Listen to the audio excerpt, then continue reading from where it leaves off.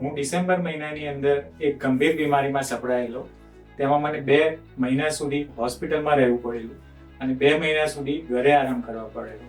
ગંભીર બીમારી એટલી હતી કે મારે 3 ઓપરેશન કરાવવા પડ્યા, પેટમાં 4 નળીઓ હતી અને 20 કિલો વજન ઉતરી ગયું. હું કુલ 17 દિવસ આઈસીયુમાં રહ્યો.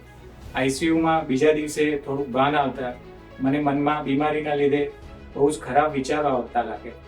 એ દરમિયાન મને એવો પણ વિચાર આવ્યો કે હવે આ વર્ષે હું સત્સંગ શિક્ષણ પરીક્ષા નહીં આપી શકું, પરંતુ મારે આ તક જતી નથી કરવી.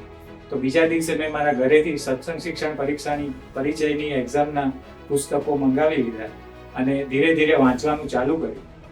તે પછી આઈસીયુમાંથી હું રૂમમાં શિફ્ટ થયો. તે વખતે અશક્તિના લીધે હું પુસ્તક પકડી નહોતો શકતો. તો મારા મિત્રો મારી ખબર કાઢવા આવતા ત્યારે પુસ્તક પકડી રાખતા અને હું વાંચન કાર્ય ચાલુ રાખતો. અને ઘરે આવીને પણ 2 મહિના સુધી મેં વાંચન કાર્ય ચાલુ જ રાખ્યું અને હું આ વખતે પરીક્ષા આપવાનો જ છું.